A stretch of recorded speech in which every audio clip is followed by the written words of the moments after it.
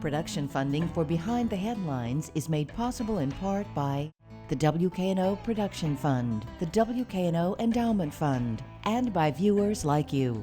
Thank you. District Attorney Steve Mulroy tonight on Behind the Headlines.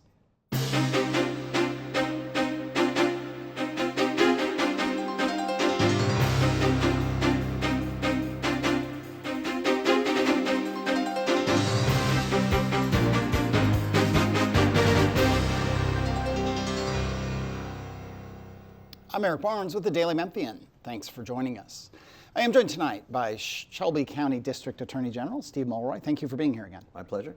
Along with Aaron Fleming, who covers criminal justice and public safety for us at the Daily Memphian. Thank you. Let's start with, we'll talk a lot about many things that we can get to, and we appreciate you being here again. The legislative session that ended, there were a lot of criminal justice related changes, many of them coming from local. Brett Taylor, John Gillespie sponsored a lot of things. Some got passed, some didn't. We'll try to get through a bunch of those. Sure. One of those is a change to the way bail and the considerations that bail that can be weighed in terms of setting bail. And there's some real confusion, and partly I'll ask you as DA, and I'm going to also ask you to go back to your time as a professor to explain some of this. But sure. Remind everyone, because bail and bail setting and people released on bail who recommit offenses, however many times and however prominent or not prominent that is a source of immense frustration for a lot of people, a lot of politicians, and a lot of the things that were the initiatives that went forward or tried to go forward at the legislature. Right. So specifically, I'm going to do my layman's understanding of how bail is set, and then you're going to correct me. Bail can be set by the judicial commissioners who work underneath the judges and are appointed by the Shelby County Commission. Right. Bail can be set by the judges. And then your office can not set bail, but can argue for bail setting of various levels. Is that a quick snapshot of how bail gets set? That's correct, yeah. Okay. What has changed with this new bill that says a defendant's ability to pay can now not be considered in setting bail? And this was controversial for some people because some people said, hey, you can't set $1 million bail for somebody who has $100 in the bank or has $100 in their pocket for a minor offense. Right. Other people saying, wait, if somebody committed or is accused of committing a very violent offense or really horrific offense, their ability to pay shouldn't be considered. They should have the highest possible bail set and everything in between. Right. What has changed for you with this new law? Well, you started with the one bail provision that was passed in the last legislative session that I really have the most problem with. Some of the other things that have been passed I actually supported. In some cases I gave the legislator the idea. This one I think I do have a concern. So the purpose of bail is not to express some sort of symbolic outrage at the seriousness of the offense charged. The only purpose of bail is to make sure that the person comes back to court, and the only thing we should be considering is, are they likely to reoffend? Are they a danger to the community? Or are they likely to skip town or not show up for court? And both the Constitution and the Tennessee bail statute says that bail is the last resort. The presumption is, since someone hasn't been convicted of a crime, we let them out until there's been an adjudication. So, if the judge considers the person a danger to the community, likely to reoffend, then you need to set an unaffordable bail.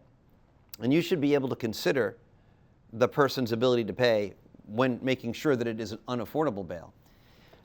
If the judge is convinced that the person is not likely to reoffend and is not a danger to the community, then you don't want them languishing in 201 Poplar for 18 months or longer, however long it takes for the case to eventually be resolved, for the simple reason that they couldn't afford the cash bail amount, right? And that really is, I think, a matter of constitutional concern as well as policy concern. There are multiple federal district court decisions around the country, including 2 in Tennessee, that say you must consider the defendant's ability to pay when setting bail for precisely that reason. So will this end up in court to resolve? It's very possible that there will be a court challenge to it. You said some things were passed around bail that you did support. What were those? Well, I'll give you one example. There was a law passed that made it a separate violation, a Class A misdemeanor, to violate the conditions of bail. Because ordinarily, if you violate the conditions of bail, we prosecutors may not have a chance to do anything about it until the next court date. So that could be weeks down the line. But if we find out that someone has violated the conditions of bail, now with this new law, we can do an immediate arrest and bring them to court right away. Now, that was sponsored by Senator Brent Taylor, and I gave him that idea. I was the one that suggested that they do that, which is an idea that I got from Nashville District Attorney Glenn Funk. So we're all on the same page there.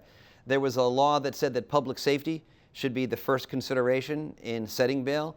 Totally agree with that. For me, the analysis is simple. Are they likely to reoffend? In which case, set a high bail, make sure it's unaffordable for them. If they're not likely to reoffend, then set a bail that is affordable, because you don't want them languishing in jail simply because they don't have that much money in their pocket. I mean, if you have two defendants committing this, accused of the same crime under the same circumstances, and one is a hedge fund manager and one works at McDonald's, you don't want the amount of money to determining whether they are free or not free. That whole notion, one more for me, and then I'll go to Aaron here. That notion that public safety should be weighed Yes. in setting bail, that probably for a lot of people is like, duh, right? Yeah. I mean, that's what they want. Again, with these examples, however many there are, we can talk about that. Right. But of people who have long records and who are maybe out on other charges, and Right. then they get released again, and then something terrible happens, or Right. they are accused of doing something terrible. Dive into it. What changed in this law? Does it give a specific criteria that you weigh, or does No, it just... public safety has always been on the table. Okay. And it is something that judges can consider. This just reinforces it and says that it is the primary consideration. It gives it special emphasis that it didn't have before, which I think is a good thing. I myself have been saying for months, since last year, publicly, that the judicial commissioners need to lean into unaffordable bail more than they have been when there's a long criminal history for a particular defendant, because the criminal history suggests they're likely to reoffend. So I do think it's a concern. However, you've alluded to it twice. The actual number of instances in which people reoffend while out on bail as a percentage of the crimes is actually very low. So we don't want to throw the baby out with the bathwater. We don't want to overcompensate by locking everybody up because they don't have enough money in their pocket to pay an expensive bail. We want to find that right balance. And again, apologies to Aaron here. One more for me. For whatever those number of incidents, and there's been some high-profile ones, it angers people. It's horrifying for the victims and the victim's family. Right. For you, do you look at that and say, we messed up? We let someone out. We should have argued for unaffordable bail in this circumstance, and I wish we had. Whenever that happens, it's a system failure, but I'm not so sure about we messed up, because in the vast majority of those high-profile cases that people are rightfully outraged about, that you're alluding to, in the vast majority of those times, it happened in the first 72 hours by a judicial commissioner before our office even gets involved. The bail was set. Right. So the bail was set by the judicial commissioner before we even got the case. Under the system, the judicial commissioner sets an initial bail amount, and then within 72 hours, if they're still in custody, there's a bail hearing. And that's the first time we have any say in the matter. Would you like that to be changed? That you got involved sooner? No, I don't actually think that needs to be changed. What I think needs to happen is that the judicial commissioners should be looking more carefully at that initial stage at the criminal history. And if there's a repeat criminal history, then they need to be setting an affordable bail. And we argue for that very often. When we get to the bail hearing, we say, look, we need to increase the bail. And we've done that in a lot of cases. All right, Aaron. So under this new law, speaking to these judicial commissioners, how, because now we can't consider a defendant's ability to pay, how do you determine what's affordable and unaffordable for a defendant? I don't think it's clear, because the law leaves in consideration of the defendant's financial condition, right? So how do you consider the defendant's financial condition without considering the defendant's ability to pay? And I actually asked Senator Taylor that at a recent Crime Commission meeting, and one of the examples he gave was, if you think someone is a danger to the community, you might want to consider their general wealth to make sure that the bail is unaffordable, right? Which is something that I agree with. But I think that still needs to be worked out. And of course, there's always the possibility of a court challenge. But I do want to emphasize, I believe that judicial commissioners should be doing more unaffordable bail when there's a long criminal history. But at the same time, we have, this legislative session and in general, we have spent so much time talking about bail. I think bail is 10 to 20% of the problem and it's getting 90% of the attention, because I think there are other things that we need to be focusing on if we really want to bend the curve on violent crime. How has that law, like, how has that changed how prosecutors are doing, bail hearings? Has that changed anything that you've had to do or Well, instruct I've them talked to my do? prosecutors about the fact that we've passed the law, and of course we want to honor the state law. We've talked about defendants' financial condition and how that could be relevant. And there are ways that the defendant's financial condition can be relevant and considered without, I think, violating the current state statute. I think if you take a look at the legislative history and the debate behind that law, including the public remarks of Representative Gillespie and Senator Taylor, I think the real concern was there was this thing called the VERA bail calculator. We had some concerns with the way the calculator worked as well, and that it led to instances in which the bail was too low, and I agree with that. And I think that's the main concern, and I think there's a way to work that out. You mentioned too much focus on bail, 10 to 20% of the problem, not enough focus on the other 80 to 90%. What are those things that we should be focused on? Well, the two things we need to focus on are A, increasing the clearance rate, which is the percentage of cases that are solved by law enforcement, and then also reducing the recidivism rate, which is the percentage of times that a person reoffends, right? So let's do clearance. Yeah. What does that take? I mean, your office, we just did a story about how the number of homicide detectives and MPD, which you don't control, but it's down from where it was, so that must have impacted. How does that clearance rate, is it change? I'm a big advocate for increasing the number of investigators in the force. We're not going to get to the goal of 2,500 patrol officers anytime soon, and I'm not sure that necessarily is the magic number, although I do think we need to have more patrol officers, but we really need more investigators, and anything we can do to provide funding and resources for that to increase the number of investigators, I think is important. I also think a local crime lab would do a lot to increase our clearance rate. We used to have a crime lab in Memphis. It got moved over to Jackson. I understand why the state did that, but we have the biggest need. Nashville has its own crime lab. There's no reason why we can't have it as well. And we're going to be, if we have it, we would be using it to supplement, not replace the good work that TBI is already doing. There are types of testing that just aren't done right now that we need done in order to increase that solve rate. And I think those are the kinds of things that we should be focusing on as well as bail. Is that take state money and state support to get a crime lab in Memphis? It wouldn't have to, and we could completely fund it locally, but I think if the state is concerned, as they say they are over and over again, they're so concerned about crime in Shelby County, the one thing they could do to help us would be to provide some startup funding, just a one-time infusion of funding so that we can get a building and some equipment, and then the city and county could do the annual operating expenses. Let's touch on recidivism, excuse me, I'll go back to Aaron. You said that what from your office's point of view can you do to reduce recidivism, and is there certainly someone out there listening to the show saying, well, he can lock people up for longer and set higher bail and so on, but I think you're going to say there are other things.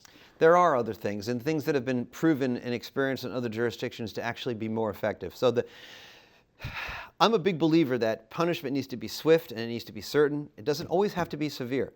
Far more predictive of deterrence is, rather than the actual length of the sentence, is the likelihood that the person will get caught and receive some sort of sentence. So I'll give you an example. We set a policy last year when it came to aggravated assaults. And the policy is this: if someone points a gun at another person and pulls the trigger, regardless of what happens afterwards, they have to do some prison time. Straight probation, absent highly unusual circumstances, is not going to be on the table as a plea offer. And that's because there has to be that consequence. Now, exactly what the length of that sentence is not going to be as important in terms of predicting their recidivism, but there has to be that feeling of certainty that they will be caught and they will receive some sort of punishment. Very often, if you've got people who have mental health issues or substance abuse problems, far more effective is giving them the mental health treatment they need or the substance abuse treatment that they need, and that will be more predictive in terms of preventing them from doing repeat offenses. So we need to do those kinds of interventions in addition to just regular prison. It's not just locking them up. It's a holistic approach, which means job training and job placement and requiring that they maintain gainful employment and checking in on them. And if they need mental health counseling or drug treatment, we get it for them. Building all of those requirements robustly into the probation conditions, into our plea agreements, to try to bend downward that curve of repeat offenses.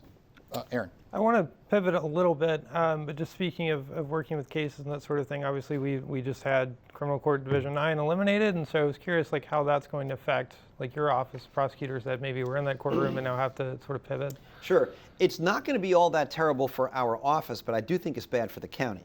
And let me explain what I mean. We will just take the prosecutors who were assigned to that vertical trial team for that court, and we'll just reassign them elsewhere. I mean, there's plenty of work to be done in the Shelby County District Attorney's Office, so we will find work for all those prosecutors. I do think it's unfortunate, though, that at the same time that the state is complaining about a supposed backlog in Shelby County, the next thing they do is to reduce our judicial capacity by 10%. I don't really think that's particularly helpful, but it's done, and we will adapt. What reason was given to you, if any, for reducing that court? Well, there was a study done back in 2019 that suggested that Shelby County was slightly overjudged by one judge. Now, there were some methodological flaws with that study. The data is very old. It was pre-pandemic. And the very agency that did that study, the Administrative Office of the Courts themselves, said more recently that they don't stand by it. They needed more time and more data. But really what was happening was they needed a couple of judgeships elsewhere in the state, and they wanted to keep it budget neutral. And with the loss of Judge Boyd, they saw an opportunity to cut. Let's move on to a bill that passed, another bill that passed in criminal justice, public safety, blended sentencing for juveniles. Explain that. I think you were a big supporter. I don't know if the final language you are, but I know this concept had wide support across the political spectrum in Memphis, that the tools that judges and the DA had to either put a kid away as an adult or to treat them as a juvenile when at 18 and a half, the whole record get wiped away. Now there is a kind of more medium space that you all can work with. There's a middle ground approach. And you're right, I was a big proponent of this during the campaign, and as soon as I took office, I was beating the drums for it. I'm glad that it got passed. You know, the final language may not be exactly the language that I would have written had I had my druthers, but I do think the approach is an improvement. And basically just the quick version of it is, under the old system, you had only two extreme approaches. You could either take a kid, let's say they're 16 or 17, they've committed a medium level offense. You could either ship them off to adult prison, where the data shows they're more likely to reoffend when they come out. So you're actually sending them off to crime college, right? You're not helping public safety. Or you can keep them in the juvenile court system where there's a broader array of rehabilitative services, but you lose jurisdiction at age 19. So if the kid's 17, a year or two, and then boom, you have to let them back out again. And that's not necessarily good either. So blended sentencing gives you that middle ground approach. You can keep them in the juvenile court system past the age of 19, maybe as old as up to age 24. But nonetheless, you can either keep them in incarceration or intensely supervised probation. And so you've got that middle ground approach for those middle ground cases. And it provides the system the flexibility that we need. It's worked well in other states, and it's high time that we've had it in Tennessee. I'm glad we're actually going to do it. We can go to Aaron. So I want to pivot again. I want to ask you about, you've proposed this increase in the penalties for having switches on guns with Mayor Paul Young recently. And so I wanted to ask, what was mentioned was that, the federal side, they can't handle all of the cases that we're seeing. And so what does that look like on the state side as far as how many cases you guys are seeing? And are you going to be able to handle an increased number of cases if that's kind of the goal? So the switches are those devices that convert a regular gun into basically a machine gun, right? They make it automatic fire. And we have, unfortunately, a flood of them all over the county, right? And it's a real problem. What I'm proposing is that possession of a Glock switch, which is already against the law in Tennessee, just be elevated from an E felony, which is the lowest type of felony, to a C felony, which is like the middle tier felony, so that we'd have longer punishments for it, because it's really a public safety threat. The total number of cases that we would have to handle wouldn't change. The federal government's going to take a certain percentage of them. They can't take most of them, right? Most of them will still have to be prosecuted under state law by our office. We meet weekly with the feds as part of an ongoing project called PSN, and whatever cases that we can refer over to the federal government, we do. They take as many as they can. It'll be the same number of cases, it's just that we will have a bigger club now. We'll have the hammer of increased penalties for those Glock switches, really, which do represent a real threat to public safety. And I know I said earlier that we shouldn't always be focused on the length of the sentence, but I think this is an area where really the punishment doesn't fit the crime. I think most people would agree that the Glock switches are such a threat, particularly in urban areas, that we need more than an E-felony penalty. Could there be sentencing differences, though, between the federal and the state side as far as how much time somebody serves when they're caught with one of those? Absolutely. So under the federal system, generally you'll get longer sentences, right? And so moving it from an E felony up to a C felony will get us closer to what would happen under the federal government system.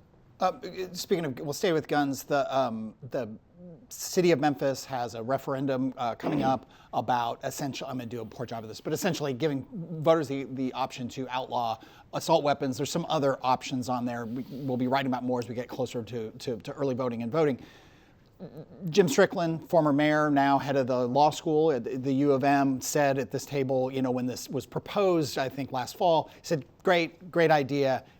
It's never going to go into force. It's not going to be upheld by the Constitution. What's your take? And can you even comment on it? But what's your take on this referendum? Right. So I haven't really done exhaustive research on this. I have spoken to proponents who say they think they have a legal theory as to why, if it did pass, then they could defend it in court. I don't know. But I know this. I like the idea. I like the policy. And even if it only has a symbolic expression of our desire, I think it's an important step forward, because the reality is that everyone understands this in Shelby County. The way things work in rural Tennessee just isn't the same here in Memphis and Shelby County, and we have an epidemic of guns, and the state really ought to let us opt out of this permitless carry stuff. One of the things with guns, and just 3.5 minutes left here, so I'm going to try to race through some things. Car break-ins where, a parking lot, there'll be 20, 30 cars broken into. And what a lot of law enforcement have said, I think you have said, a lot of it is people searching for guns. Yep.